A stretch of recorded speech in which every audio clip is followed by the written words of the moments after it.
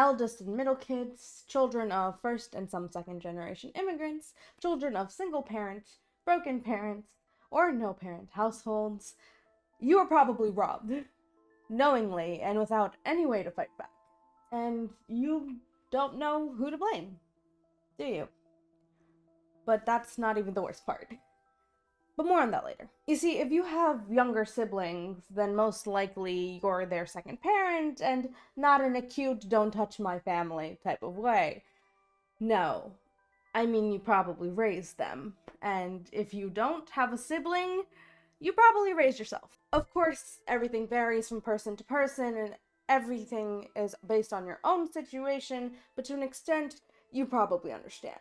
You can probably understand having to rush home to get your chores or food cooked before your parents came home, or barely being able to read at the age of 6, or just understand English as a language and having to help with forms, writing emails, or responding to your teacher about issues you have in school, or maybe just being able to read how to make pancakes off of a Bisquick box because you don't want you or your siblings to starve, or wait until the next person wakes up or gets home and makes you a meal that is some sort of sustenance. Maybe you slowly became a pillar that everyone relies on and everyone goes to, and every time you don't have the answer, no matter how much you have already done, how much you have already achieved, all the help you've given them in the past, you are now the bad guy. All of the responsibility, none of the respect.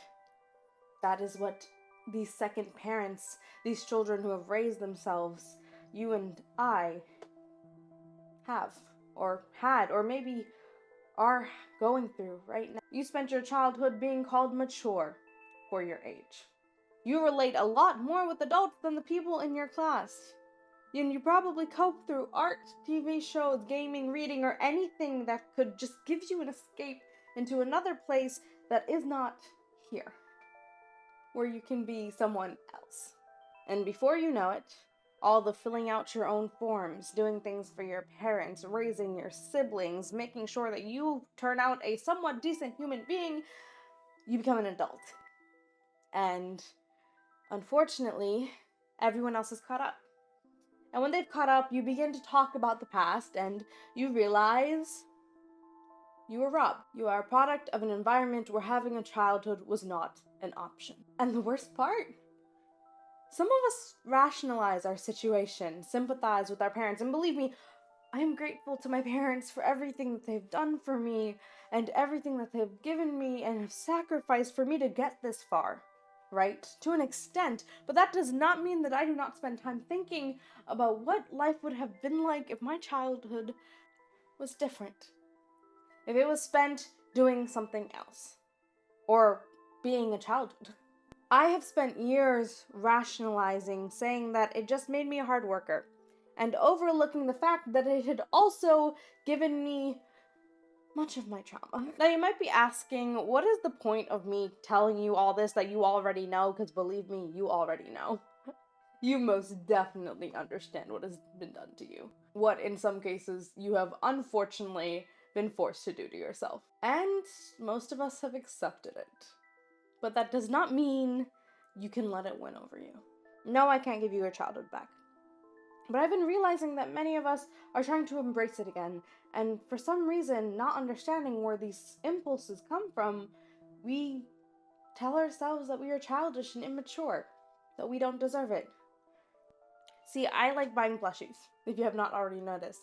I enjoy Squishmallows and games at the carnival where you can win toys, and I enjoy going and getting a Happy Meal for myself just for the toy. All because these are all things that as a child I would not have gotten. And even if I had, in my personal experience, we never really got more than one thing. So I would have had to share it anyway. And being older, I always gave it to my siblings.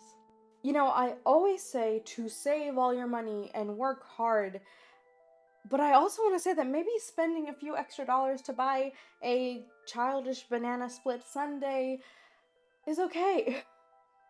And I'm realizing that. Maybe you should realize it too. Because that child may never come back, but you can at least say hi to them now and then. Let your childhood manifest instead of calling yourself childish and immature, because after so many years of being strong, you are anything but. If you enjoyed this video or if it helped you in any way, please do like it and subscribe for more like this. I know this is a heavy topic, so if you want to talk in the comments, I'm here for you. And I understand that everyone's going to have a lot of varying opinions, and this might be very debatable, but I'm not here to debate. I'm here to give my personal experience based off what I've seen and based on what I have experienced. And I'm allowed to do that, as are you.